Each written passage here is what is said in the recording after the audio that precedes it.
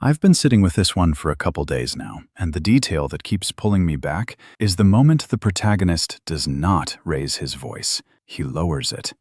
A single, quiet sentence in a room full of people who had already written him off. You're watching his eternal diary. The smell hit him first. Cheap instant coffee, the kind with the foil lid that peeled back unevenly and always left a crescent of dried grounds around the rim. His old apartment on Greeley Street. The radiator in the corner that rattled every morning at 6:15 like something trapped inside it was trying to get out.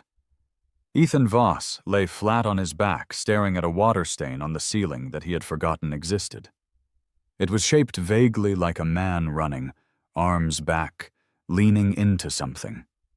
He had stared at that stain every morning for 2 years and never once thought anything of it. Now it felt like a message he had been too distracted to read. He sat up slowly. His hands. He looked at them. 31. The small scar on his left index finger from the glass incident at the Callaway estate Christmas party was gone. He was 31 again.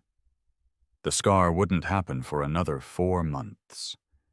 He pressed his palm flat against the mattress. Felt the slightly worn texture of the cover, the spring in the third quadrant that had slowly gotten worse over 2 years until he'd stopped noticing it. He noticed it now. The digital clock on the nightstand read 6:08 a.m. March 14th. He did not move for a long time. Outside, a bus groaned past on Greeley. Someone in the unit above him was already moving around, their footsteps heavy and irregular. The coffee smell intensified slightly as the radiator clicked on, and Ethan realized the coffee was not in his apartment. It was coming from the hallway, through the thin gap under his door, drifting in from whoever was in 4B. That had always been the case. He had simply never paid attention. 3 years. He was looking at 3 years. He had died. No, that wasn't the right word. He had simply stopped.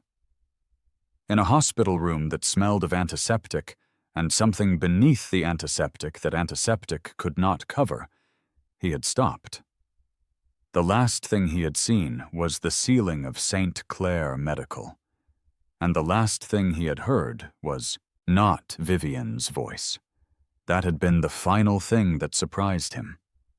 After everything, after 3 years of marriage and 6 years of before that, he had expected, even at the end, to hear Vivian's voice. Instead, it had been silence. And then this ceiling, this radiator. This particular morning in March, 3 years before everything happened. Ethan swung his legs over the side of the bed. His feet found the cold floor, and he sat there, forearms on his knees, looking at the wall. He was not disoriented. He had been given a strange, precise gift, and he intended to use it precisely. He stood, walked to the bathroom, ran the cold tap, and looked at his face in the mirror. Still himself. Younger by some margin visible only to him. The lines at the corner of his eyes that had come in the last years of his first life were gone. His jaw looked less compressed, less held. He had spent so many years in that forward lean, braced against something, that his body had eventually just locked into the posture. Now he stood straight. He looked at himself for a long time without expression. Then he went and made coffee with the actual grounds he kept in his freezer, the ones Vivian had always called an embarrassment, and he sat at his small kitchen table, and he began to remember. Not everything. Not yet. He let it come in the order it mattered. She had come into his life at a rooftop party thrown by a mutual colleague in finance. He could see it now from the outside. The way you can only see something once it is over, and you are removed from its gravity. She had been positioned. That was the word. Not standing, not present, but positioned. Near the bar where the better-dressed guests congregated, laughing at the exact right frequency, drawing eyes without seeming to seek them. Her dress had been the color of old gold, not bright, not flashy, but the specific muted shade that said old money to every person in the room. He had been 31 the first time that night as well, a financial analyst with a small but respected name in corporate forensics, newly promoted, modestly connected. He was exactly the profile she had been looking for. He knew that now. He had not known it then because she had been very good at her work, and because he had been. And he could admit this with the cold clarity of someone who no longer had anything to protect. Lonely. The specific loneliness of a man who is functional and capable and still somehow unclear on what he is for. Vivian Callaway had answered that question for him. The answer had been for her. He turned his coffee cup slowly in his hands. The Callaway family operated out of a generational wealth position that was, on the surface, unimpeachable. Private equity. Legacy real estate holdings dating to the 1940s, a charitable foundation that appeared on hospital wings and university buildings across the state. Gerald Callaway, patriarch, 73, had the kind of reputation that was maintained not by public relations but by fear, the quiet, carpeted kind, administered through implied legal consequences and the withdrawal of favors. What Ethan had not known in his first life, what had taken him years of proximity to Vivian to begin to sense, and what he had only fully understood in the last months before his death, when the forensic trail had begun to reveal itself, was that the Callaway wealth had a rot running through its center. A long, careful, legally obscured rot. And the rot ran directly through Voss Industries, his father's company, built over 25 years in commercial construction and industrial real estate. Modest by Callaway standards, substantial by any real measure. Raymond Voss had died 3 years into Ethan's first marriage, died believing his son was well-placed and well-loved, which was half true and half the most devastating lie a father could be handed on his way out of the world. After Raymond's death, Ethan had discovered, gradually, and then with nauseating speed, that the Callaway family had been extracting money from Voss Industries for over 8 years through a network of vendor contracts that looked ordinary on the surface, but routed funds to shell entities whose beneficial ownership, buried under 3 layers of Delaware limited liability registrations, traced back to a Callaway family trust. In his first life, by the time he had assembled enough of the picture to understand what was happening, the 3-year contestation window for his father's estate had closed. The estate attorney he had engaged had told him, with genuine professional sympathy, that there was nothing to be done. The codicil his father had apparently drafted, a late amendment to the will that would have transferred controlling interest of Voss Industries directly to Ethan rather than into the blended trust structure that Vivian had, with quiet precision, positioned herself to influence, had not been properly filed. It existed as a document, but not as a legal instrument. Vivian had known about the codicil. He was almost certain of that now. She had ensured it was never filed. And then she had waited for the window to close. And then, with a patience and a coldness that he had taken 6 years to recognize as the actual substance of her personality, she had begun the steps that would leave him with nothing. Ethan drank the last of his coffee, set the cup down on the table. The morning light through his east-facing window was still low and gray, coming in at a slant that made everything in the kitchen look like evidence in a photograph. He reached for the notepad he kept by the kitchen sink. An old habit from his forensics work, when he would write case notes in the kitchen before the day began, because the kitchen was the one space in the apartment where he could think without the screen noise of his office. He wrote 4 things: the codicil, the window, the shells, the girl. He looked at the last word for a moment. Then he underlined it once and set the pen down. She had been there from the beginning. Sadie Mercer. She had existed on the periphery of his first life the way certain things do: present, noted, categorized, and then filed under irrelevant. He had met her for the first time at the Greeley Street building's small lobby-level coffee cart that a woman named Bettina ran out of a converted storage space 3 days a week.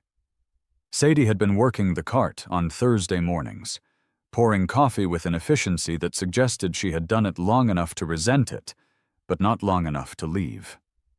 She had been 24, he thought, at this point in time. Maybe 25.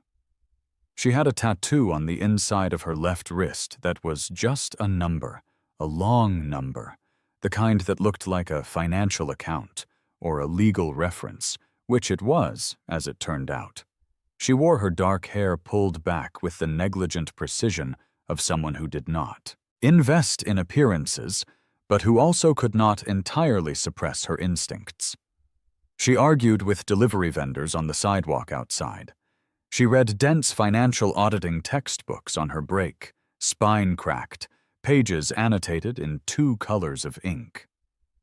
In his first life, Ethan had gotten her name from Bettina and had never used it for anything. Now he thought about her father, Daniel Mercer, a forensic auditor who had been, 15 years ago, one of the sharper professionals in commercial real estate accounting, who had discovered in the course of an audit engagement the first traces of the Callaway shell structure, who had brought his findings to his firm's senior partners and then to a regulatory contact, and who had then been systematically dismantled, license flagged, reputation poisoned through coordinated whisper campaigns, contracts pulled, referrals dried up, until he was working part-time bookkeeping for small businesses and dying, Ethan believed, though had never confirmed, with the specific bitterness of a man who knew exactly what had been done to him. Sadie Mercer had grown up watching that happen to her father. The tattoo on her wrist was the case reference number from her father's original regulatory filing. Ethan had learned that in the last month of his first life, when it was too late to matter. He stood and rinsed his cup and looked out the window at Greeley Street. A pigeon sat on the railing of the fire escape, inspecting something with the bureaucratic focus of its kind. The bus shelter across the street had a torn advertisement on it, some gym promotion with a before and after, the after half missing. He had 3 years. No. He looked at the calendar on his phone. He had 2 years, 9 months, and roughly 2 weeks before the estate contestation window closed. And he had today. This specific Thursday. Which meant Sadie Mercer was at the coffee cart downstairs right now. He got dressed. He had learned in years of forensic work that cases rarely broke on the dramatic discovery. They broke on the patient assembly of small, accurate pieces. A line item in a vendor ledger.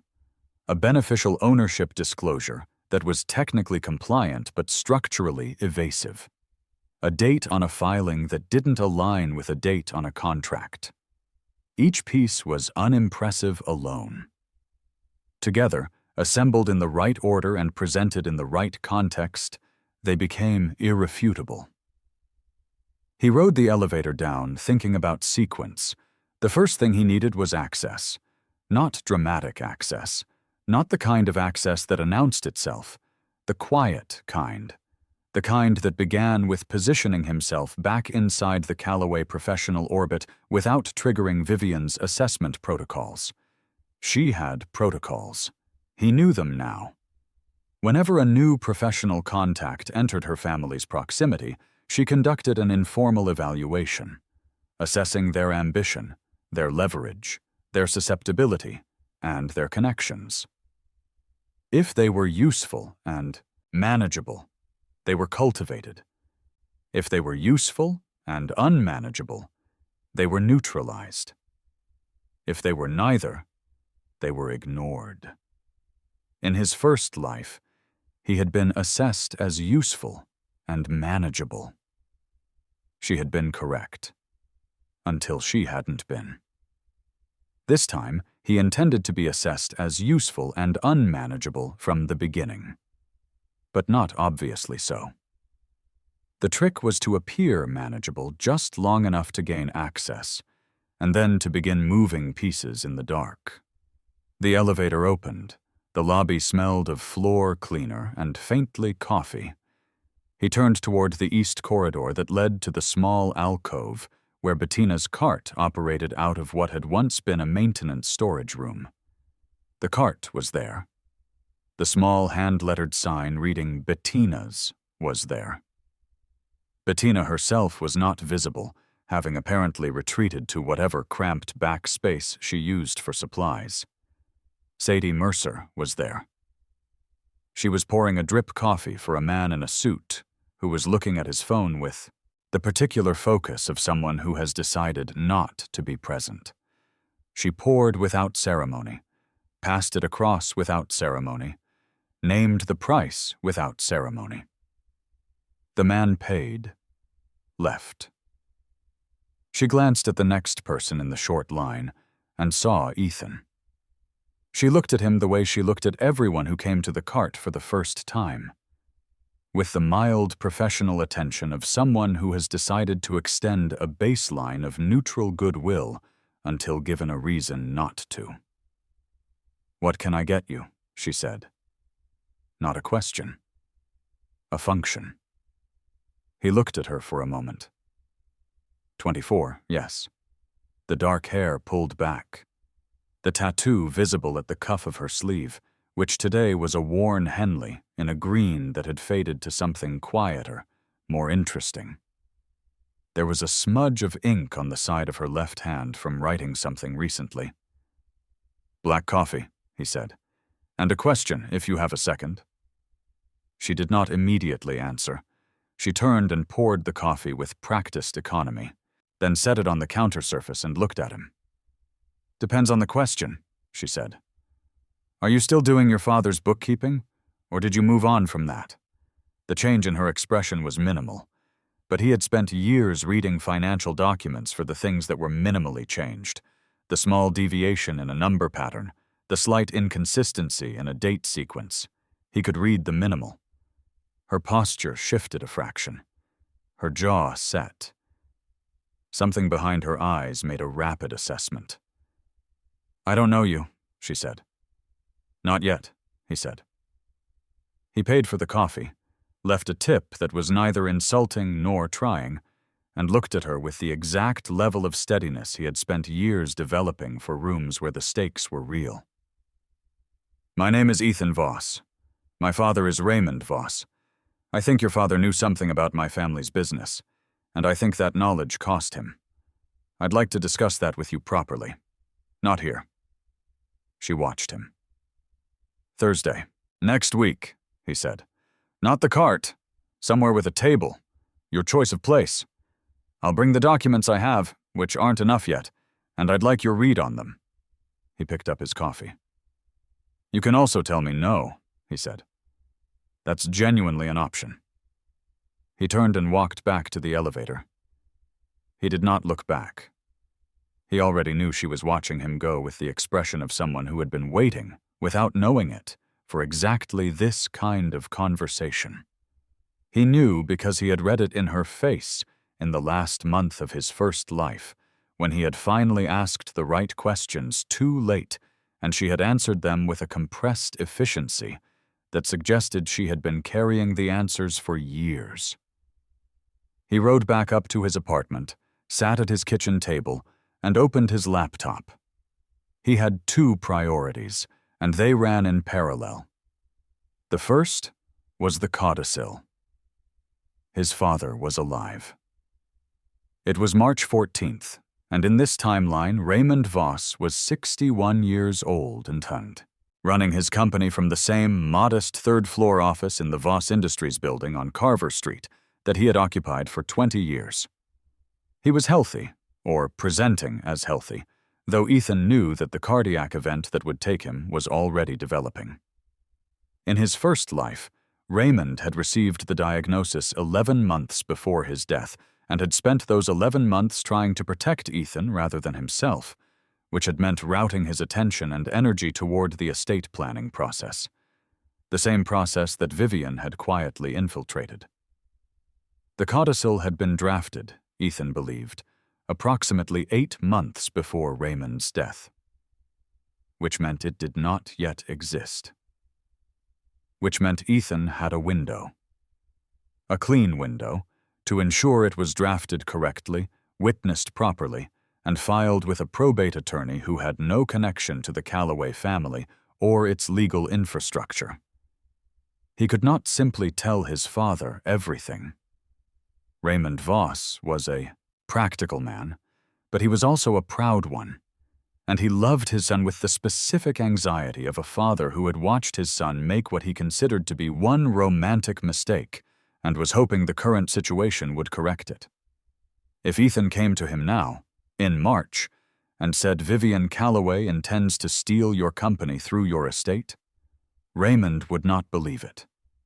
He would want to believe his son, but he would not believe it, because Vivian Callaway was, to Raymond, a well-connected and composed young woman who had brought some stability and social ease into Ethan's life, and the gap between that perception and what Ethan was claiming was too large to bridge without evidence.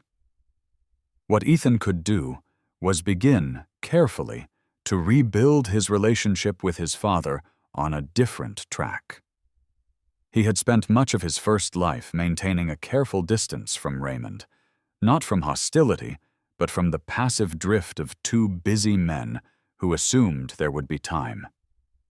There would not be time. There was less time than Raymond knew. He called his father at 8 a.m.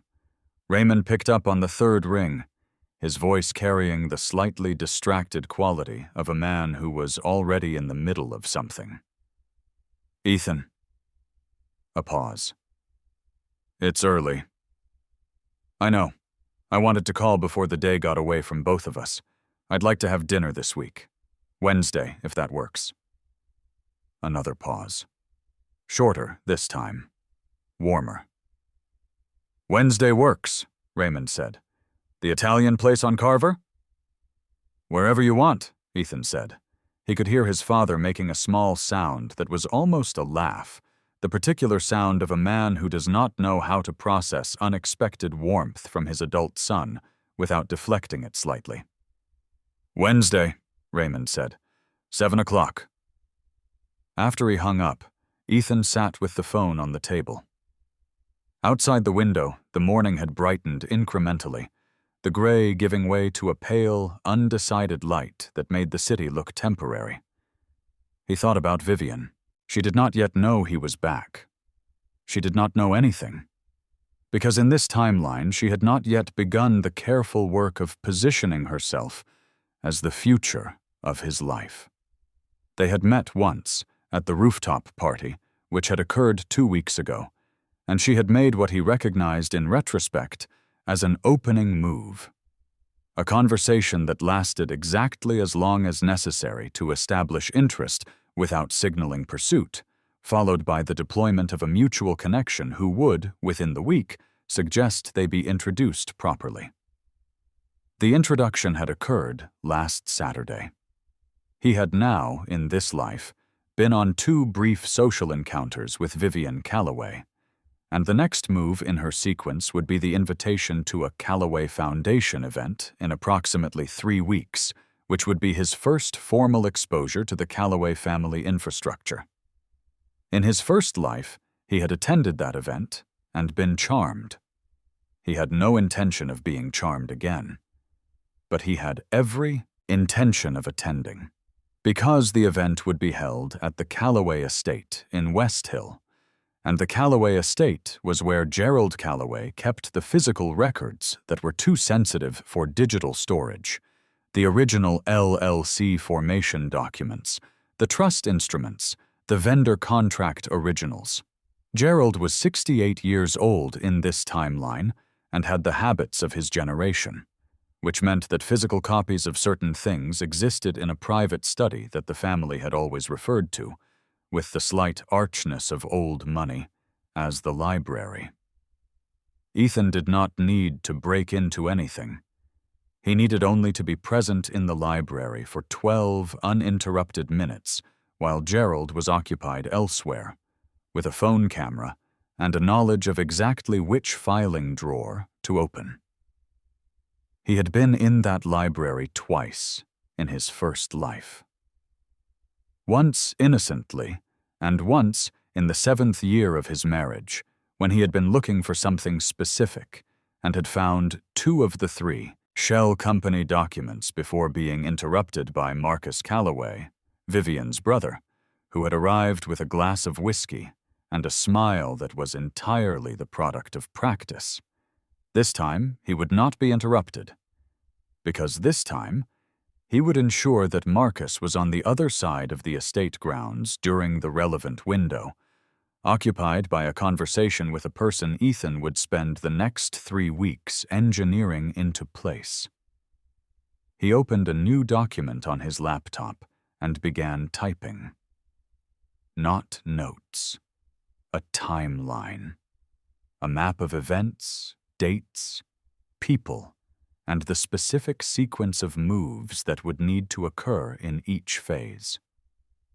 Phase 1. Access and positioning. Phase 2. Documentation. Phase 3. Legal. Phase 4. Public. He typed steadily for 2 hours.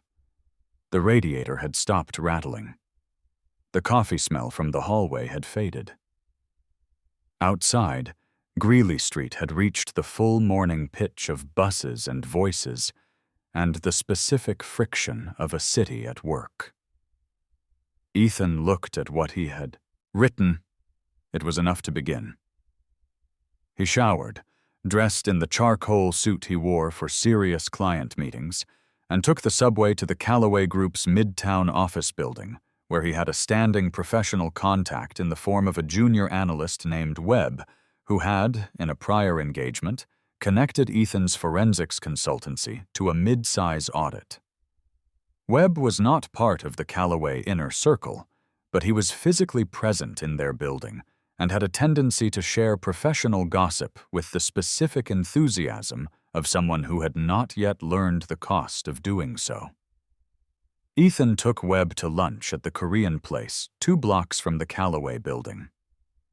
Over bibimbap and the particular industrial coffee of a restaurant that prioritized food over ambience, thick, slightly burnt, poured from a glass carafe that had seen better years, Ethan listened to Webb talk about the Callaway Group's current internal restructuring and extracted, without appearing to extract, 3 pieces of information he had not had confirmed. First, the Callaway Foundation event in 3 weeks was a seated dinner for 60 guests, held in the main hall of the estate, which meant the library, which was in the East Wing, would be accessible without passing through the main gathering space. Second, Marcus Callaway had recently begun a significant personal investment in a private equity vehicle that Webb, with the half-informed confidence of a junior professional, described as probably smart but definitely aggressive, which told Ethan that Marcus was currently distracted by his own financial maneuvering and would be susceptible to a conversation about a competing deal opportunity. Third, Gerald Callaway had recently engaged a new estate attorney, a firm called Merit Sola, to conduct a review of the family trust instruments. This was, to Webb, a mundane piece of administrative gossip. To Ethan, it was a critical data point because it meant Gerald was actively revisiting the trust structure, which meant there was a window in which the trust documents were in active review and therefore accessible through legal channels that would not have been available when they were simply sitting in a dormant instrument. Merit Sola. He wrote it in his phone as Webb continued talking. He knew that firm. In his first life, he had eventually discovered that Merit Sola had a specific advisory relationship with the Callaway family that was, on paper, an estate review and, in practice, a structure maintenance engagement, ensuring the shell layers remained legally insulated. But firms like Merit Sola also had regulated disclosure obligations. And there were ways, through the right legal channels, to compel certain disclosures. After lunch, walking back to the subway in the cold March air that smelled of exhaust and the particular metallic note of the city in early spring, Ethan made a second call. To his own attorney, a woman named Claire Stanton, who practiced corporate and estate law out of an unpretentious office on the 12th floor of a building that nobody impressive had ever chosen to house themselves in, which was exactly the kind of attorney Ethan trusted. "I need a consultation," he said when she picked up. "Estate law. And I need it to be something we have on file as a formal engagement, not an informal call." Claire, who had known Ethan for 5 years, and had learned not to ask him questions he hadn't yet answered, said, "Next Tuesday at 2. 10 a.m. if you have it." 10 a.m., she said. He ended the call. The subway entrance was ahead. He went down the stairs into the rumble and the stale warmth of the underground, thinking about sequence. In his first life, he had responded to what Vivian had done.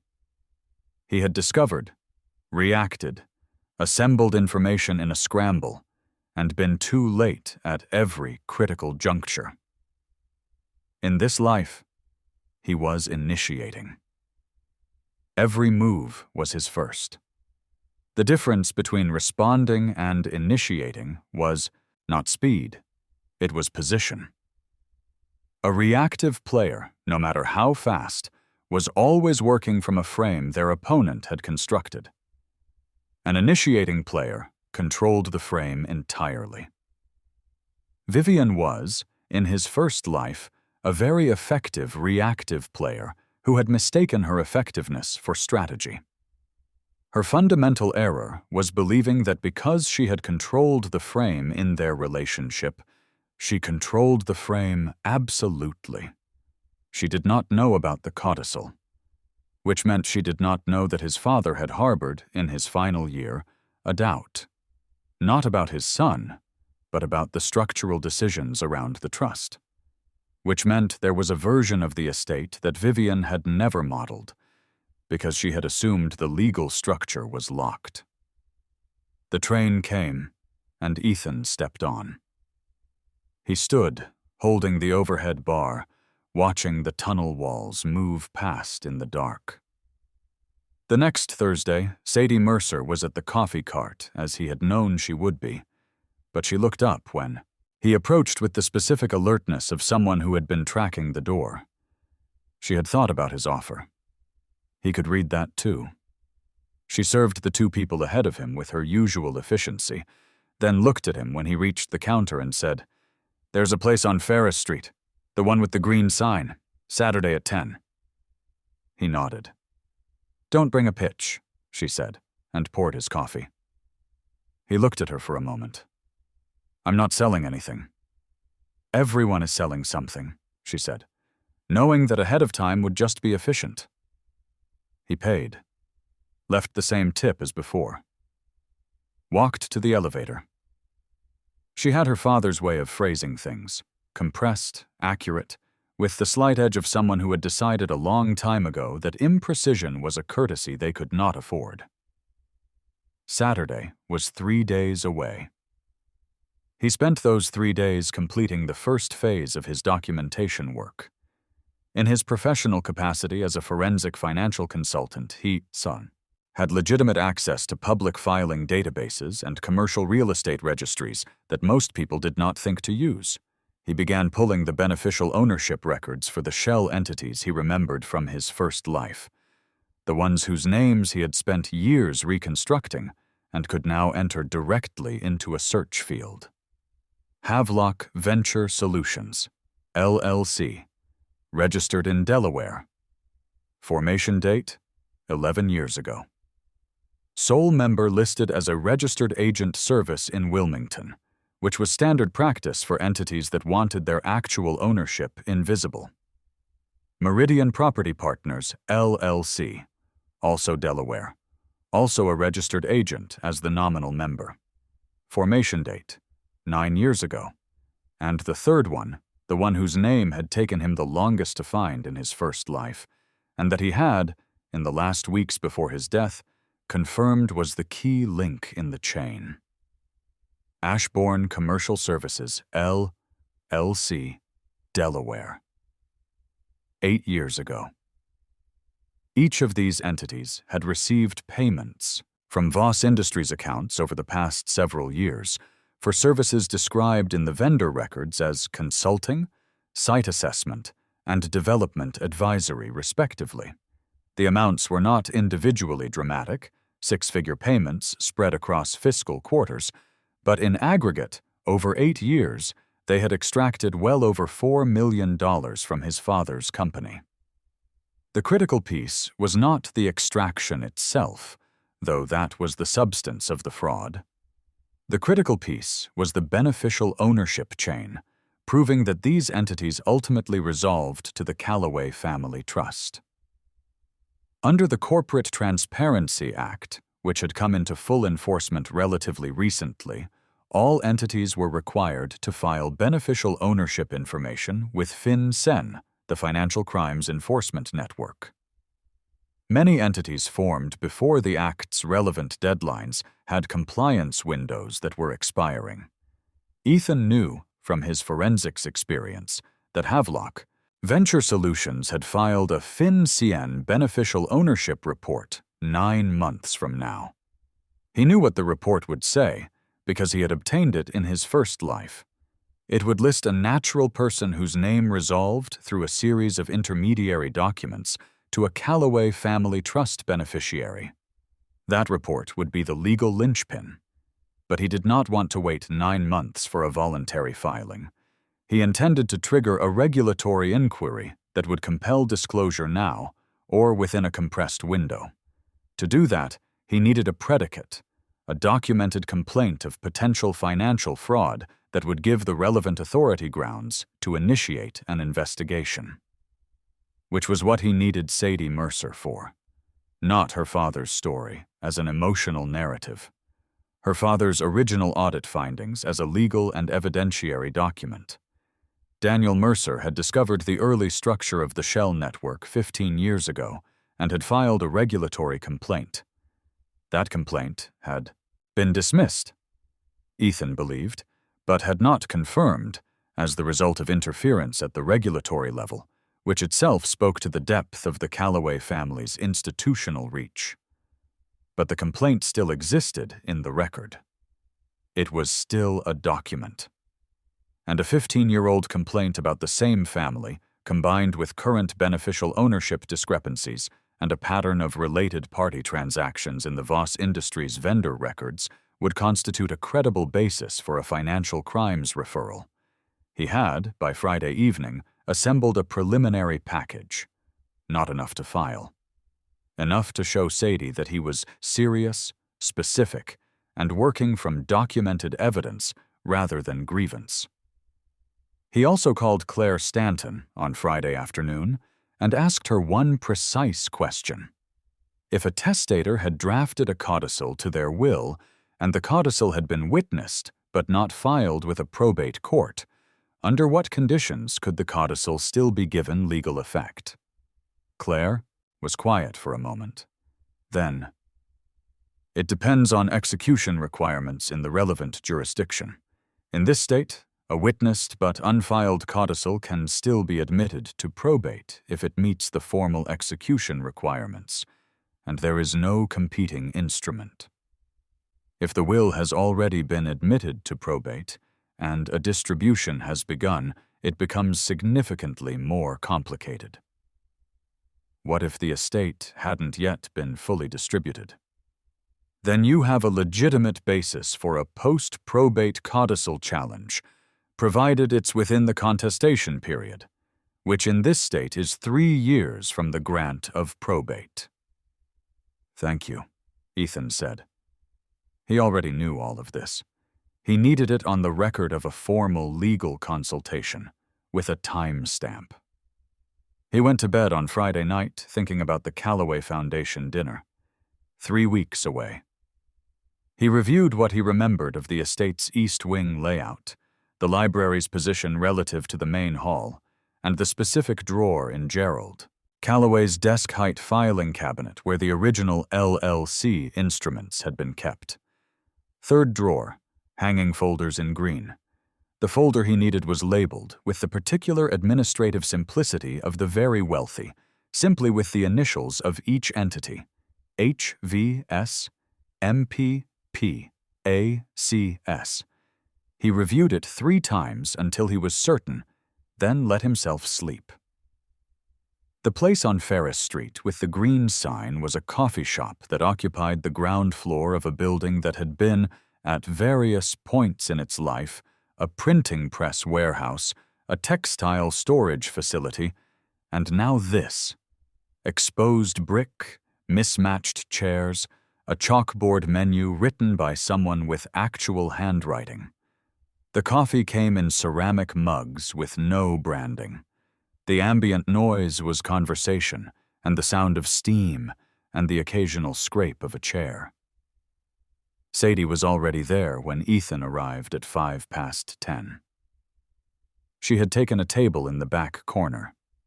His choice, too, when he was doing anything he wanted to be, able to see the room from. She had a mug in front of her and a notebook open to a blank page, pen laid across it. Not performing preparedness. Actually prepared. He sat down. Ordered a black coffee from the server who came immediately. Waited until it came, and the server had moved away before he opened the slim folder he had brought. "I'll be direct," he said, because she was the kind of person who responded to directness the way a system responds to the correct password. Not warmly, but with access. "I believe the Callaway family has been systematically extracting money from my father's company for 8 years through 3 shell entities. I believe the extraction mechanism was designed partly by the same people who destroyed your father's auditing career 15 years ago when he first identified the structure." Sadie looked at him. Her expression did not do anything dramatic. "What do you have?" she said. He laid the preliminary package on the table between them. She picked it up without ceremony and began reading. He watched her read. She was fast, not skimming, actually fast, moving through the vendor transaction summaries with the practiced efficiency of someone who had grown up around this kind of document. Her eyes paused at the entity names. She set the papers down. She picked up her pen. She wrote Havelock, Meridian, Ashbourne. She looked at the list. She underlined Ashbourne twice. "Ashbourne Commercial Services," she said. It was not quite a question. "You know it," he said. "My father's original complaint mentioned a predecessor entity with a similar name. Ashbourne Property Advisors. Different LLC, same nominal structure. They dissolved it and reformed it 2 years later with the new name. The complaint was partially about that entity." Ethan had suspected this, but not confirmed it. He kept his expression level. Do you still have your father's original documentation? He said. Everything, she said. Every page. He kept copies of everything. A pause. He said the day would come when someone would know what to do with them. She looked at him with an expression that was not sentiment. It was assessment. Why now? She said. Why are you doing this now? He had prepared an answer to this that was true without being complete. I'm doing it now because I finally have enough of the financial record to use your father's documentation as a foundation rather than an allegation. Allegations get dismissed. Pattern evidence with a historical predicate gets investigated. She looked at him for a long time. What do you need from me? She said. The original complaint documents. Your father's audit work papers from the engagement where he first identified the structure. And eventually, his testimony. Not in a public forum, in a regulatory submission. She nodded slowly. I'm also going to need a forensic auditor on this project, he said. Someone who can formalize the transaction analysis into a compliant investigative report. Your father was one of the best in commercial real estate forensics before... He stopped.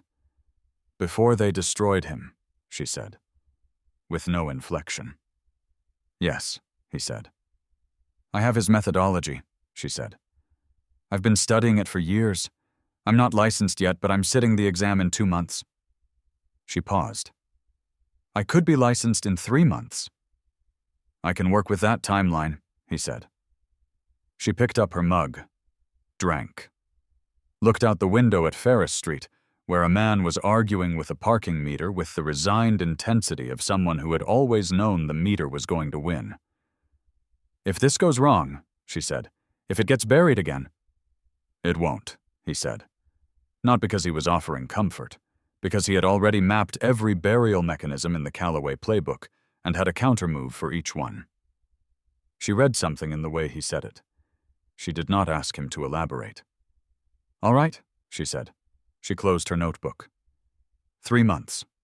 I'll have my father's documents to you by next week. After that, we build it properly. He nodded. One other thing, he said. I'd like your assessment of the FinCEN beneficial ownership framework as it applies to entities with pre-deadline formation dates. Specifically, whether a voluntary disclosure by one of these entities, triggered by a regulatory inquiry, would satisfy the disclosure requirement, or whether it would actually expand the inquiry scope. She looked at him. It expands it, she said immediately. Voluntary disclosure under investigative pressure is treated as responsive, not as compliance. It actually signals consciousness of the violation. The inquiry scope typically doubles. That's what I thought, he said. I wanted confirmation. Are you planning to trigger a voluntary disclosure? I'm planning to put the entities in a position where voluntary disclosure is their legal team's best advice, he said.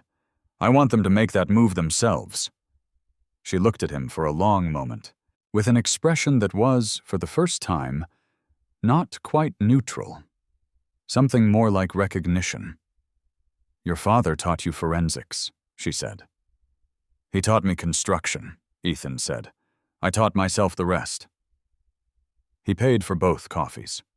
She did not protest, which he noted as the response of someone who understood the transaction was professional and would be balanced over time. Outside, the March morning had the clean, slightly aggressive freshness of a cold city trying to become spring. He walked to the subway, thinking about the Callaway Foundation dinner and the East Wing Library and the green hanging folders. He also thought about the rooftop party, whether Vivian would maneuver the introduction in the same way. He suspected she would, because people with refined operational routines rarely deviated from them until the routine had failed, and from her perspective, it had not yet failed. She was still running her first life playbook. He let her. The invitation to the Callaway. Foundation dinner arrived as a personal note, handwritten, on Foundation stationery that was tasteful in the way that only things funded by serious money are tasteful. Heavy stock, restrained design, the date and time in a font that was old and clean.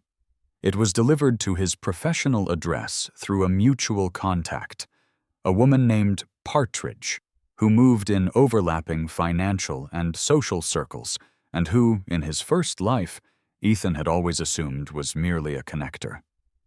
He now understood she was also, in a subtle functional sense, a screener. Someone Vivian used to extend invitations in a way that appeared organic. He RSVP'd, yes.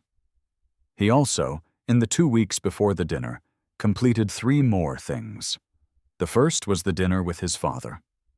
It had gone as he hoped, though hoped was not the word. He had planned for it to go this way, because he knew his father and knew what Raymond Voss responded to. Not dramatic declarations, not sudden warmth, consistency. Ethan had shown up at the Italian place on Carver with 5 minutes to spare, which was exactly his father's preferred timing, and had spent 3 hours talking about the company, about Raymond's current projects, about the commercial real estate market's current pressures, about a decision Raymond was wrestling with regarding a potential acquisition that had appeared on his desk. It was the most sustained conversation Ethan could remember having with his father in his first life, and it cost him nothing to have it, because it was already what he wanted. At the end of the evening, walking back to their respective cars in the cold, Raymond had stopped and looked at his son with the particular expression of a man who is not going to say what he is feeling because he does not have the vocabulary for it, but who wants to make sure it registers. "You seem different," Raymond said. "Clearer," Ethan said. Raymond nodded once, as though that was sufficient. "Wednesday again next month," Raymond said. "Same place." "Same place," Ethan confirmed. He had also, in those 2 weeks, met twice more with Sadie. The first time she had brought a banker's box of her father's documents, and Ethan had spent a full day going through them. The second time, they had both spent 3 hours on a preliminary transaction analysis, cross-referencing the Voss Industries vendor records with the timeline of shell entity activity that the documents suggested. The picture that emerged was not more complicated than Ethan had anticipated. It was more precise. Daniel Mercer had, 15 years ago, gotten further than Ethan had realized. The man had identified not just the existence of the shells, but the first-order link between Havelock and the Callaway Trust, a link established through a shared registered agent, who was also the agent for 2 Callaway-acknowledged entities. Mercer had documented this link in a 12-page technical memo that was, by forensic accounting standards, an excellent piece of work. Clean logic, documented evidence chain, appropriate professional caveats, and it had been buried. The regulatory contact who had dismissed the complaint was a man named Voigt, who had, 3 years later, left the regulatory body and joined a consulting firm that had the Callaway Group as its second-largest retainer client. Ethan wrote that down separately. The second thing he completed in the 2 weeks before the dinner was a quiet approach to a FinCEN reporting specialist, a woman who had spent 12 years in financial crimes enforcement before moving to private practice, for a consultation on the mechanics of a voluntary suspicious activity report combined with a FinCEN beneficial ownership inquiry. He knew she would confirm what he already knew, that there was a specific provision under which a financial institution that had been defrauded could file a SAR, a suspicious activity report, on its own behalf, which would trigger an automatic review of the entities named in the report. If Voss Industries, in its capacity as a defrauded party, filed a properly constructed SAR, It would create a regulatory obligation on the shell entities that could not be dismissed the way a private complaint could be dismissed. The problem was that Voss Industries' authorized signatory on regulatory matters was Raymond Voss, who did not yet know he had been defrauded. Ethan would need to tell him. Not everything, not yet, but enough to authorize the filing. He was working toward that conversation carefully. He needed to bring Raymond to the evidence through a natural professional sequence, the kind of thing where Raymond would feel he had discovered it himself, or nearly so, rather than having been told something he then had to choose whether to believe. The third thing he did before the dinner was more specific. He contacted a man named Pharaoh, who had done contract work for Ethan's consultancy on 3 prior occasions, and who had a particular specialty in corporate intelligence, the kind that involved sitting in public spaces near private ones and noting what could be noted. He gave Pharaoh a description of Marcus Callaway, a headshot from a professional directory, and the name of a private equity fund that Ethan knew Marcus was currently very interested in acquiring a secondary position in. He asked Pharaoh to establish a conversation with Marcus at a public venue, a bar, a restaurant, somewhere without appearance of contrivance, and to steer that conversation toward the specifics of the fund. Pharaoh was good at this. He understood the limits of what he was being asked to do. He would not misrepresent himself. He would simply be an interesting person to talk to, who happened to know something Marcus wanted to know, and he would be that person at the right time. Ethan needed Marcus occupied at the Callaway Foundation dinner between 8:30 and 9 p.m. That was the window. The dinner was a Thursday. He drove to West Hill in his own car, arriving at the Callaway estate just after 7 p.m. The grounds were managed in the specific way of old inherited property. Not manicured to the aggressive perfection of new money, but maintained with the patient, slightly worn elegance of a place that had been tended by the same hands for decades. The driveway was lined with lights that had been there long enough to have developed a slight irregularity in spacing. The facade of the main house was federal style, early last century, with the kind of windows that were architecturally important and practically cold. 60 guests moved through the entry hall and the main room beyond it. White tablecloths, candles, the particular murmur of people performing their social best in a room designed to require it.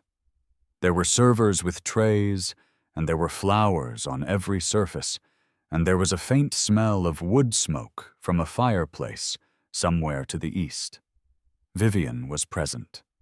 She was wearing a deep wine-colored dress, and she was standing with 3 other guests near the far window with the composed ease of someone who was entirely at home, because she was entirely at home.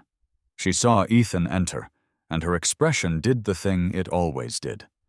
A brief, controlled moment of something that presented as warmth, but was in fact the recognition of an asset arriving as expected. He moved through the room with professional ease, greeting the people he recognized, accepting a glass of wine he did not intend to drink from a server who offered it.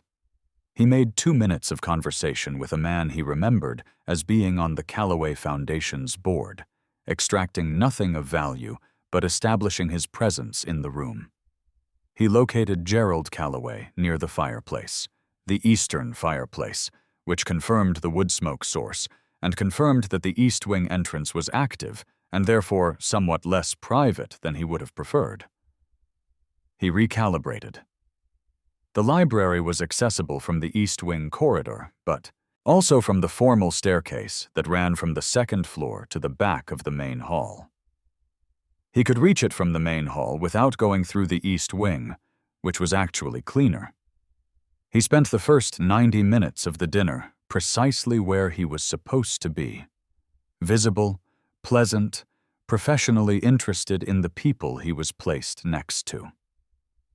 He was seated at a table with 3 Callaway Foundation donors and a woman who ran a regional public affairs consultancy and who had no connection to anything relevant, but who was good conversation, which helped pass the time. At 8:20, he excused himself from the table with the universal gesture of a man who needs a moment. He went to the formal staircase. The second floor was unlighted except for the ambient glow that came from the garden-facing windows. He moved down the corridor with the pace of someone who knew where he was going, which he did, because he had walked this corridor twice in his first life, and the spatial memory was accurate. The library door was the third on the right. Dark wood, recessed handle, unlocked. This had always been an interior room in an interior wing in a property with full perimeter security, so interior locks were not a priority. He went in. The room was the room he remembered. Floor-to-ceiling shelves on 3 walls. A desk occupying the center. 1 reading lamp on the desk. Off. A secondary lamp on a side table, also off. The filing cabinet.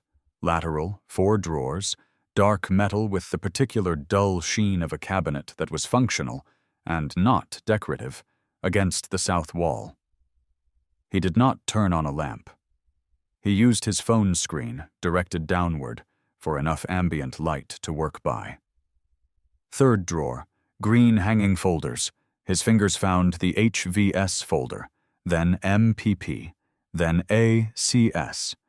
Each folder contained the original LLC formation documents, the operating agreements, and, critically, the registered agent designations and the underlying engagement, letters that specified the actual clients the registered agent was acting for.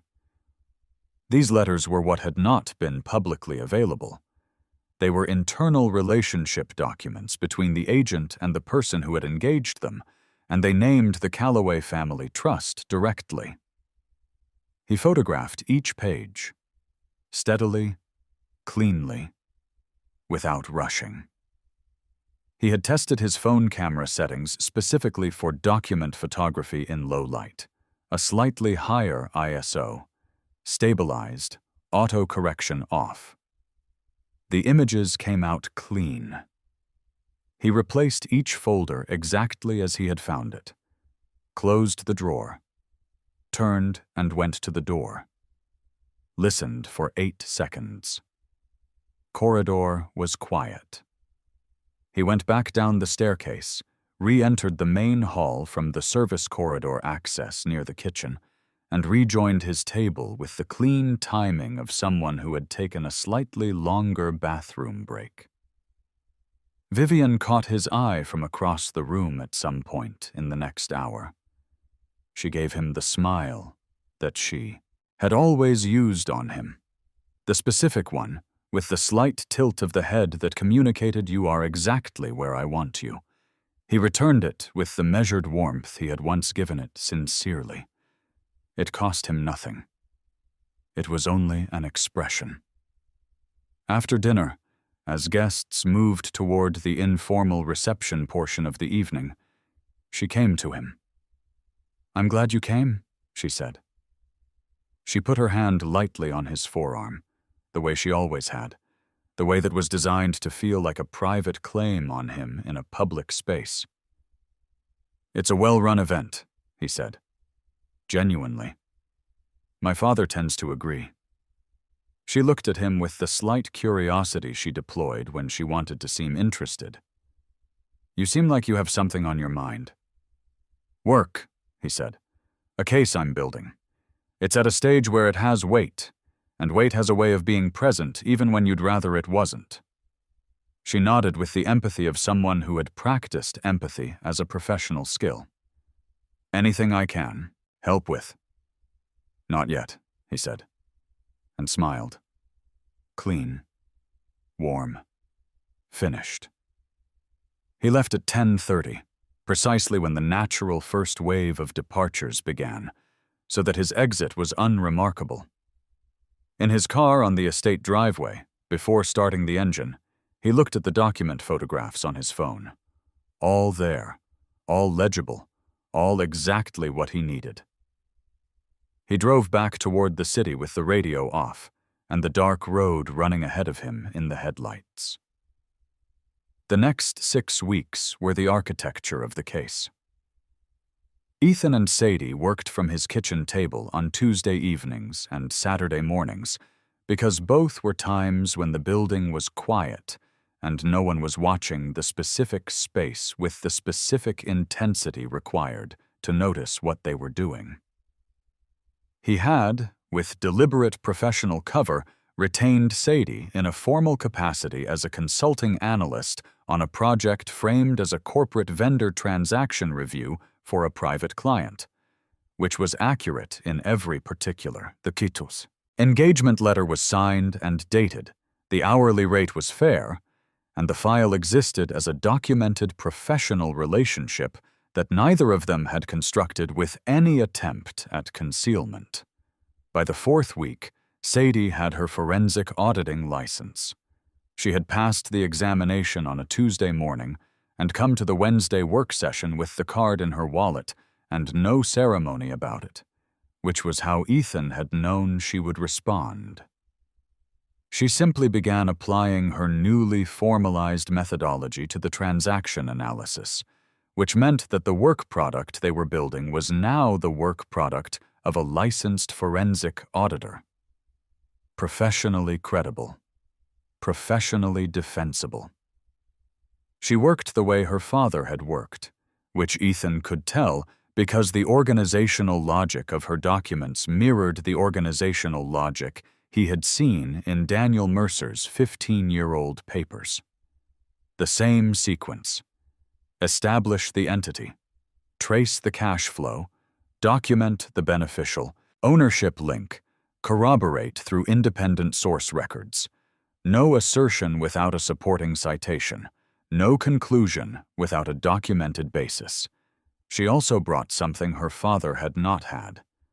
A knowledge of the current FinCEN framework that allowed her to map every gap in the Callaway structure's compliance against the current regulatory standard. The shells had been built in an era when beneficial ownership disclosure was largely voluntary and enforcement was limited. They were now exposed by a regulatory environment they had been designed before. They never updated the structure, she said one Saturday morning, sitting across from him with a coffee from a gas station down the block that she had apparently acquired a preference for. Dark, slightly bitter, coming in a waxed paper cup that leaked slightly at the seam. She held it with the comfortable familiarity of someone who had made peace with imperfect vessels. The structure is 15 years old. The regulatory exposure has increased dramatically in the last 3 years, and they just left it in place. Overconfidence, Ethan said. Institutional momentum, she said. They've never been seriously challenged on it, so they have no instinct for how exposed it actually is. Their legal team probably flags it periodically, and Gerald overrules them because it's worked this long. She paused. Also, the lawyers get paid either way. He looked at her. She had ink on her hand again. Different hand this time. The right, from a pen she'd been holding for the last hour. The tattooed number on her left wrist was visible where her sleeve had written up. He had never asked her about it directly. She had never offered. It was simply part of the document of her that he read, without comment. Your father's complaint document, he said. The 15-year-old one. We should file a formal addendum to the regulatory record.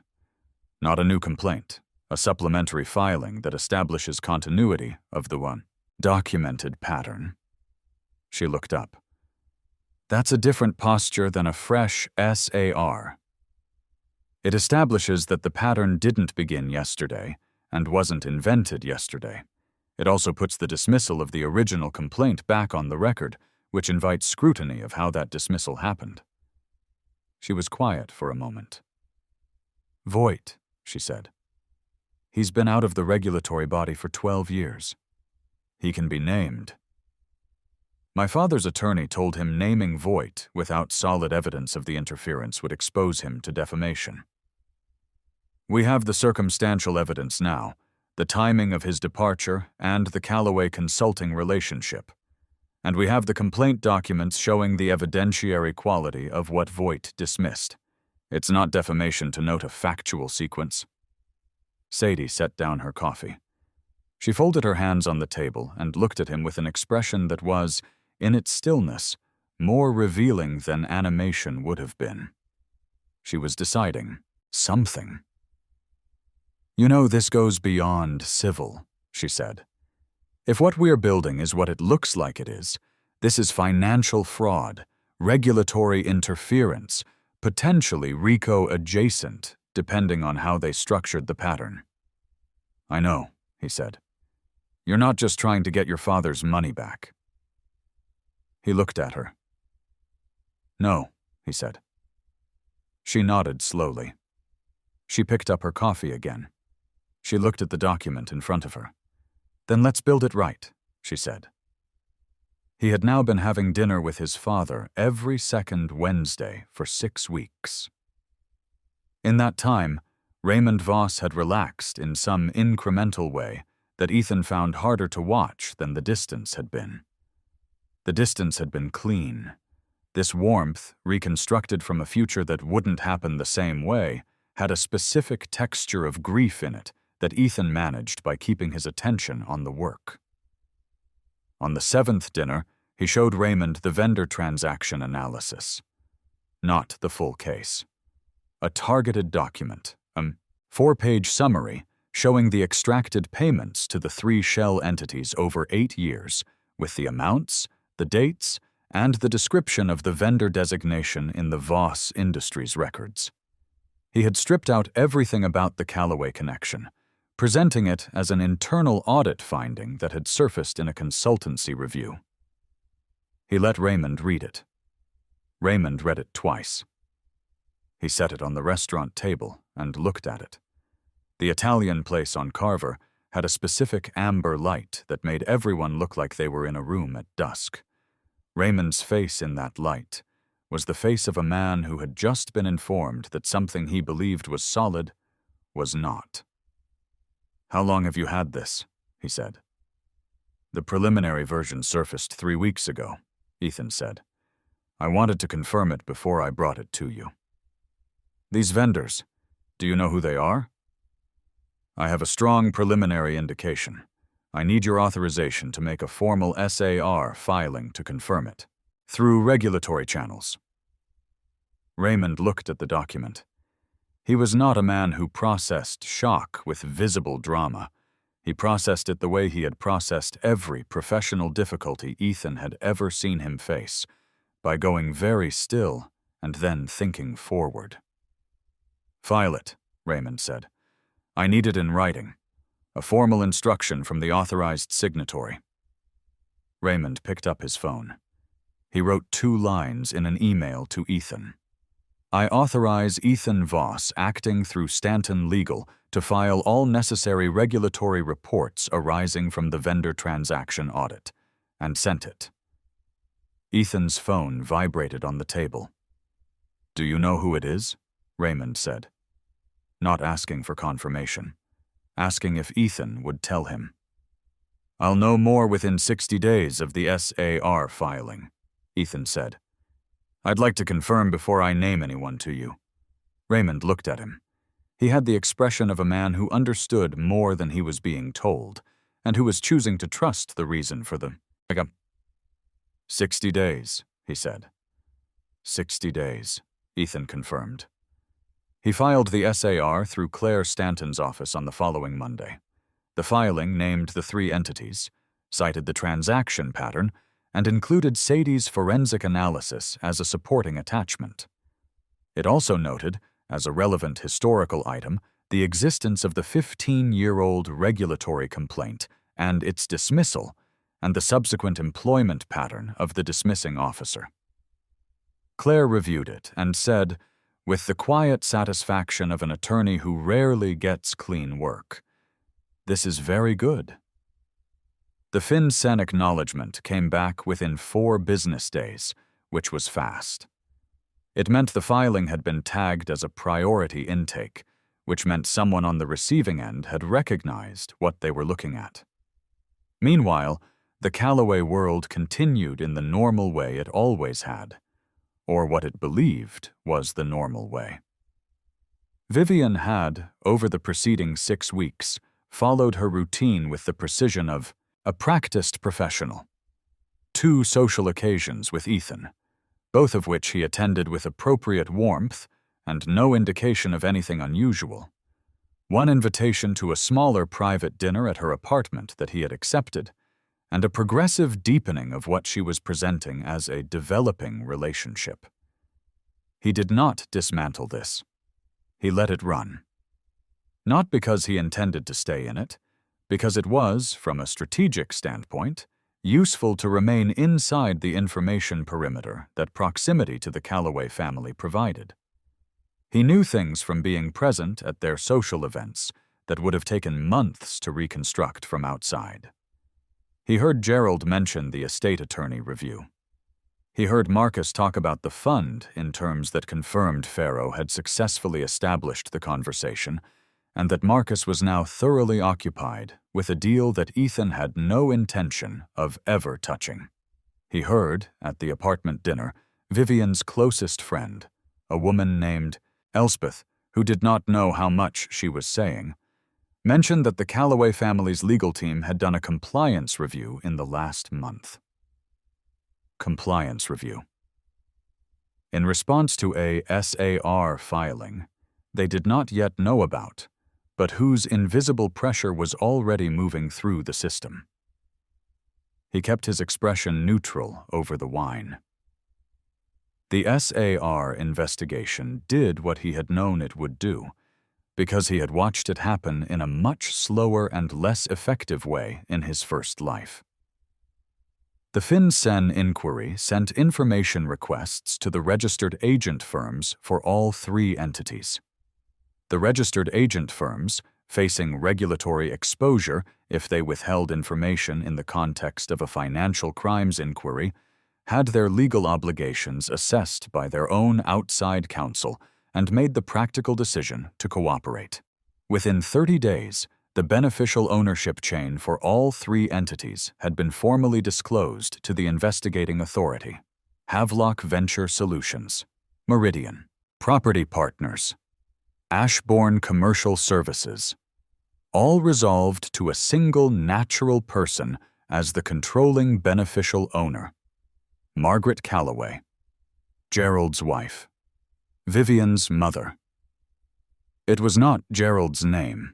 He had been careful about that, but Margaret Callaway was a trust beneficiary, and the trust had been Gerald's instrument, which the estate documents, the ones Ethan had photographed in the library, made clear. Claire Stanton received a formal notification that the FinCEN investigation had resulted in a referral to the Department of Justice's Financial Crimes section. Ethan read the notification at his kitchen table on a Tuesday morning in June. Outside, the city had reached the full weight of summer, the air thick and particular, the street below busy with the compressed energy of a warm weekday. He read it twice, set his phone down. He thought about what came next. The legal phase was now proceeding on its own track. The regulatory machinery, once engaged with proper documentation, did not require him to manage it. Claire Stanton was managing it. The case would take time, months, possibly over a year, before any formal action was visible. That was the nature of financial crimes prosecution. It was thorough, and thorough was slow. What he needed next was the estate piece. His father's health had, as Ethan knew it would, begun to show the early signs of cardiac stress. Raymond had mentioned to Ethan, at the most recent Wednesday dinner, that his doctor had recommended some monitoring and had suggested he think about stress management. Raymond had delivered this information in the brisk, slightly dismissive tone of a man who found the suggestion of any limitation on his capacity personally irritating. Ethan had listened without reaction and had, 2 days later, called Claire Stanton about the codicil. "I need to talk to my father about his estate plan," Ethan said. "He has a trust structure that I believe may have been designed with some external input that didn't serve his interests. I'd like to bring him in to see you." Claire was quiet for a moment. "Is this related to the other matter?" "Adjacent to it," he said. "Separate legally, but related in origin." "Bring him in," she said. "I'll do a full estate review." Raymond came to the meeting with Claire with the slight wariness of a man who had been asked to do something he wasn't sure he wanted to do, and left it 2 hours later with an expression Ethan recognized as the particular mix of anger and relief that comes from learning that someone tried to take something from you and did not fully succeed. Claire had reviewed the trust structure and had identified, with professional precision, the elements that had been designed not for Raymond's protection, but for the efficient transfer of influence over the estate's key asset, Voss Industries, to a co-trustee whose selection, on paper, was presented as an administrative convenience, but was actually a structural vulnerability. She had also asked Raymond directly whether he had ever drafted a codicil to his will. Raymond had been quiet. Then he had said, yes, he had drafted one. About a year ago. He had asked his prior attorney to handle the execution, but had not followed up, and when he had inquired later, he had been told it was being processed and had left it there. Claire had made a call to the prior attorney's firm on the spot. The codicil was in the file, undated by the probate court, never filed, but executed, signed and witnessed on the appropriate date. It had been right there. "I want to file it," Raymond had said. "We need to do a formal execution review first," Claire had said. "If it meets requirements, we can file it as a supplementary instrument to the existing will. Given the trust review, I'd also recommend a parallel amendment to the trust structure." "How long does that take?" Raymond had said. "For a motivated client," Claire had said, with the faint satisfaction that her profession rarely allowed her. "About 3 weeks." That had been 40 days ago. The codicil was now filed. The trust had been amended. Claire had handled both through the probate court in a routine filing sequence that had attracted no attention and required no dramatic action. Raymond Voss's estate was now structured exactly as he had intended it to be, with Voss Industries passing directly to Ethan upon his death, outside the trust, under the authority of a properly executed and now properly filed instrument. The Callaway family did not know any of this. Vivian did not know any of this, which meant she was still running her first life playbook against a board position that had entirely changed. He thought about the timing of what came next, the public element, the pivot. It was now August. He had been in this second chance for 5 months. The case was running. The estate was secured. His father was, in the cautious way of men who have been told to be careful, being careful. And Ethan was still, to the outside world, the professional and composed man who was evidently moving toward a serious relationship with Vivian Callaway, because that was what Vivian believed she was managing.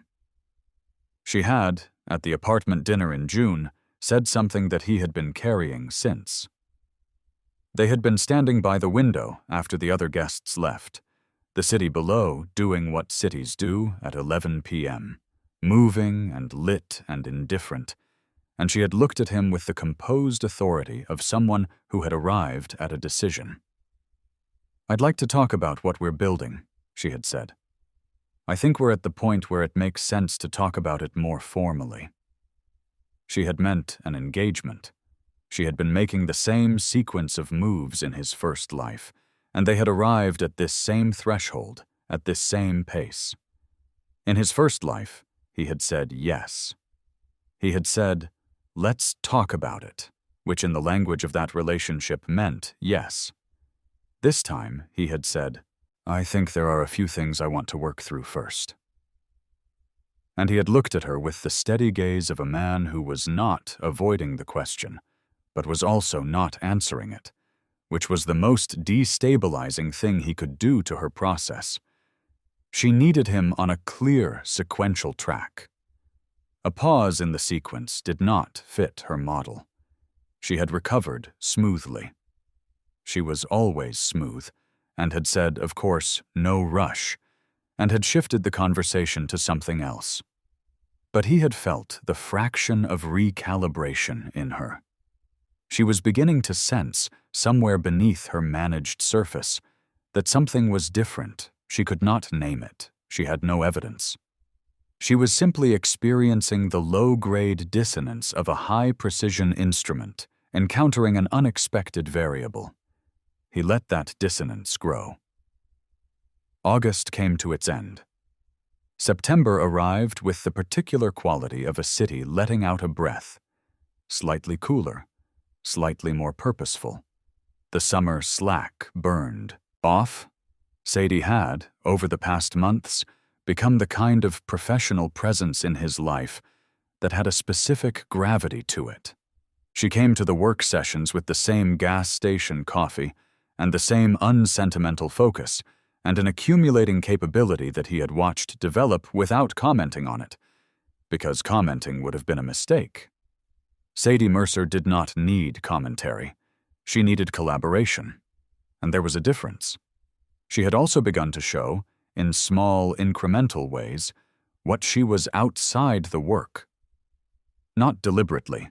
It was simply the nature of spending months in serious effort with another person. He knew she had a younger brother she was largely supporting. He knew she ran in the early morning before the coffee cart shifts she still occasionally took for income. He knew she read badly, voraciously but promiscuously, whatever was at hand, without the curated intentionality of someone who was cultivating a reader's identity. He knew she laughed at specific things, not broad things, not obvious things, but the precise absurdities of institutional behavior, the gap between what systems claimed to be and what they actually did. He knew that the tattoo on her wrist was not just a case reference number. Her father had gotten a matching one when she was 20, and he had first told her the full story of what had happened to him. It was their private document, their version of a covenant that the official record hadn't provided. He had not told her about his rebirth. He would never tell her about his rebirth. Not because she wouldn't believe him, she was too empirical for supernatural dismissal, but because it would change the nature of what they were building together. And what they were building together needed to be hers as much as his, and hers as real as the paper it was printed on. In September, Vivian made a move that told him her instincts were sharpening. She invited Ethan to a small family gathering.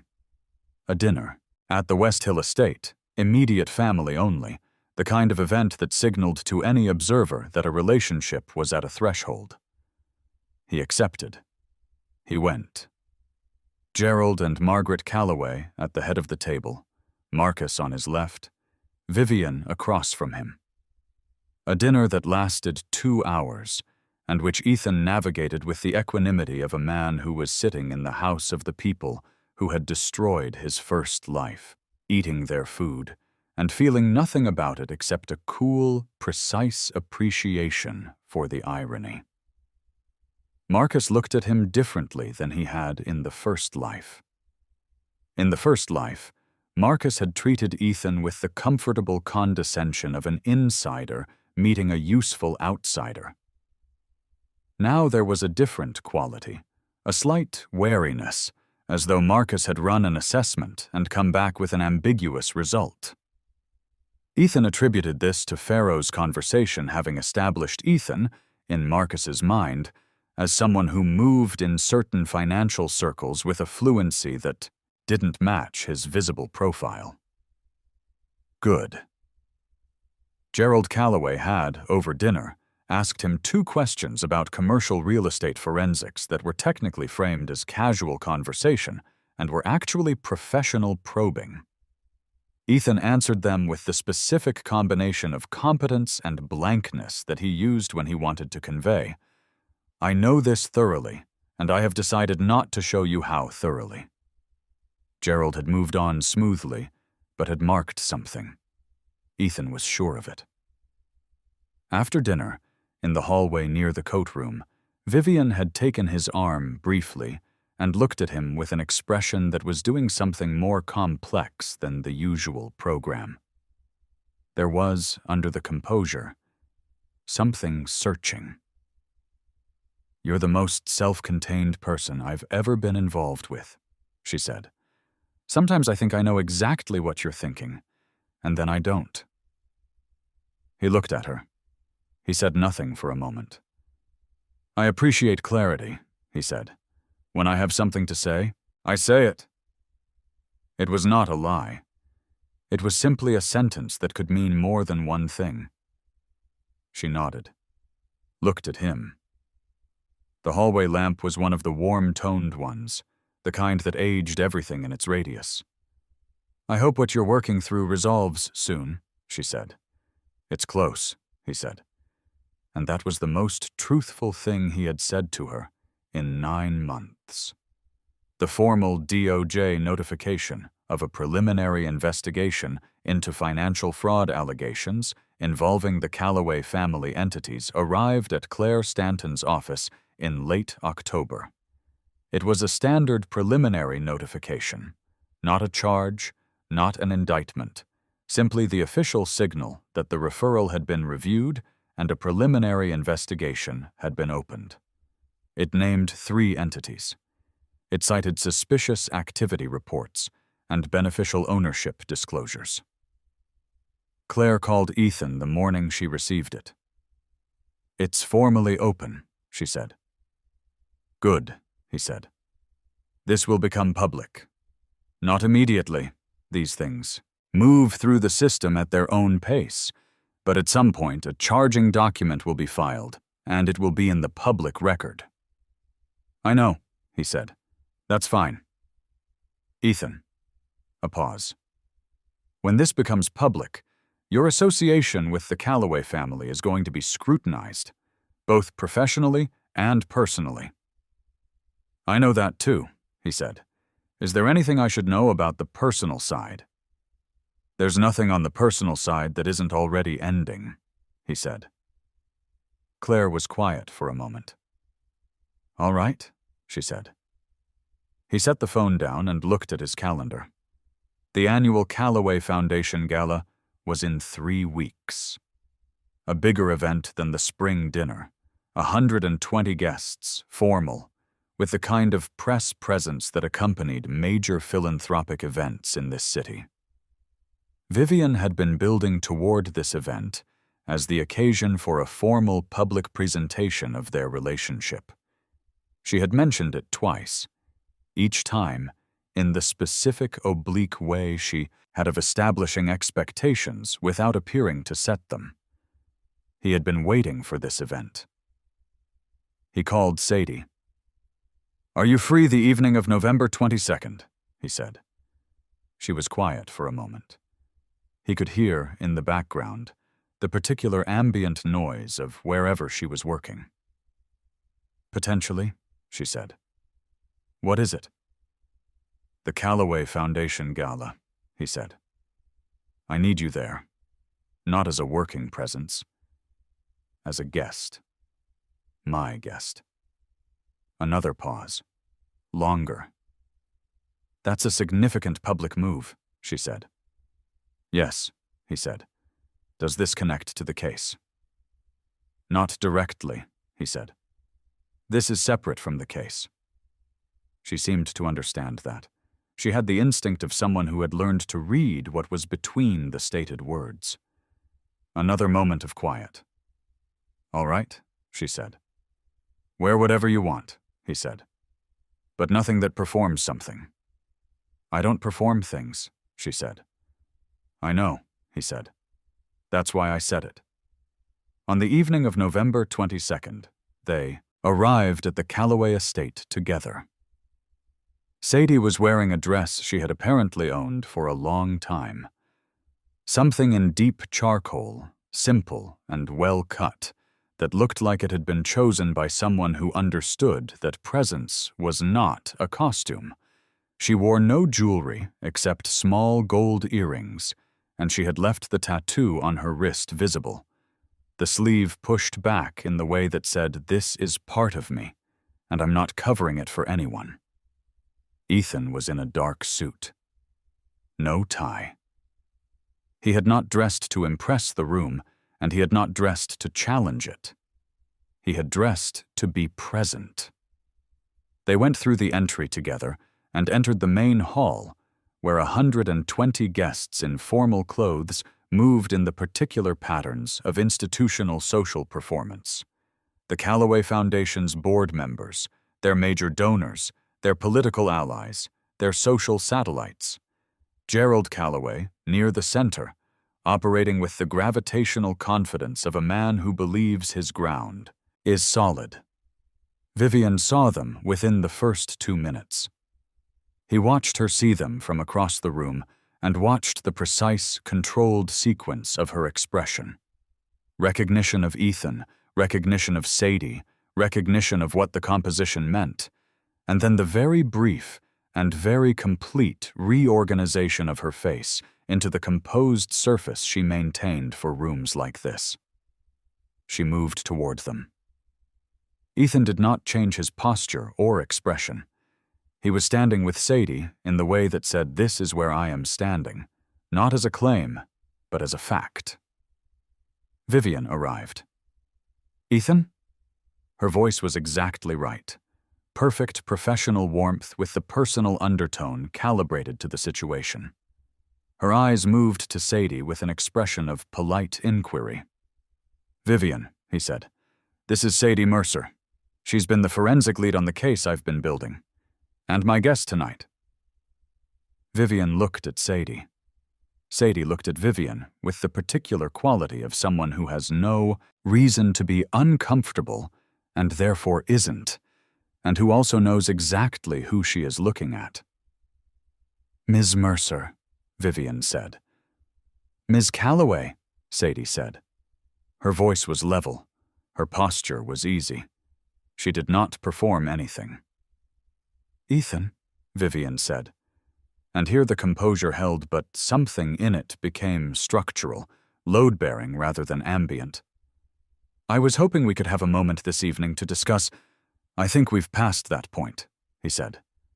Quietly. The room was loud enough that the conversation was private. Vivian looked at him.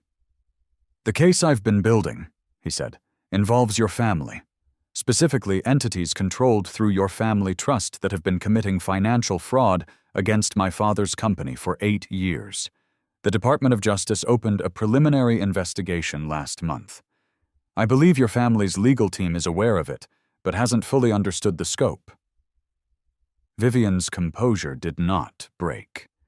It held perfectly in the way of a well-made structure in the first moments of a force it was not built for. "That's an extraordinary claim," she said. "It's not a claim," he said. "It's a filed document in the federal system. You're welcome to look it up. Claire Stanton at Stanton Legal is my attorney of record."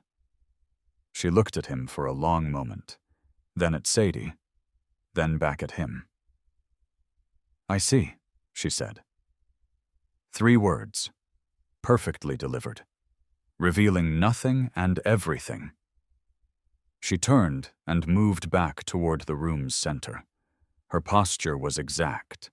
Her pace was controlled. She went to her father and leaned close to him, and Ethan watched Gerald Callaway's face from across the room do something it very rarely did in public. It lost its certainty. Marcus, standing nearby, looked across the room at Ethan with the expression of a man who had finally resolved the ambiguity in the assessment. Ethan did not look away. He did not look challenging. He simply looked. Sadie was standing beside him with a coffee. She had gotten one from somewhere in the reception setup, predictably, and was watching the room with the calm attention of someone collecting data. "Well?" she said, not quite to him. "Yes," he said, not quite in response. The room went on around them, the conversations, the fundraising pitch from the foundation's director, the string quartet performing in the adjacent space with the slightly detached professionalism of musicians who had played very rich events for very long and had achieved a peace with the situation. Glasses moved. Light moved. The machinery of a social occasion proceeded in all directions. Ethan stood where he was. He had not done this for drama. He had done it because the case was in the system, the estate was secured, his father's company was protected, and the only remaining thing to resolve was the part that he alone could resolve. The personal architecture he would inhabit going forward. Sadie finished her coffee. She set the cup down on a passing server's tray with the instinctive social efficiency of someone who doesn't like to hold empty vessels. "Your father knows," she said, "about all of it." "Most of it," he said. "Is he going to be all right?" Ethan thought about Raymond at the Italian place on Carver, under the amber light, reading those 4 pages of vendor transaction summaries. The stillness of a man who was processing. The email, sent immediately, with those 2 clean lines of authorization. "He will be," Ethan said. Sadie was quiet. Then, "My father wants to meet you. He's heard enough about the case, from me, that he has questions." "Tell him Wednesday," Ethan said. She looked at him. Something in her expression was careful and also not careful, if that was possible. The way something can be precise without being guarded. "You know," she said, "when you came to the coffee cart in March with that very specific question about my father's bookkeeping, I spent a week trying to figure out what you actually were." "What did you decide?" "I decided you were either exactly what you appeared to be," she said, "or something considerably more." He looked at her. "And now," he said. She picked up a new drink from a passing tray. Water, this time, in a glass that the event had provided. "Considerably more," she said. Across the room, Gerald Callaway was moving toward the event host with the focused purpose of a man who had somewhere else to be. Marcus was on his phone. Vivian was standing still in the center of the room, in the deep wine-colored dress, with the expression of a woman who is deciding what the next move is and finding the decision harder than it has ever been. She looked at Ethan once more, across the full width of the room, through the 120 guests, the light, the string quartet, the whole assembled machinery of her family's public performance. He looked back at her. And then he turned to Sadie and said, "Are you hungry? There's a place on Ferris Street." She looked at him with a fraction of the expression he had first seen at the coffee cart. That minimal, accurate assessment. "With better coffee than this," she said. "Better coffee than this," he confirmed. They walked out.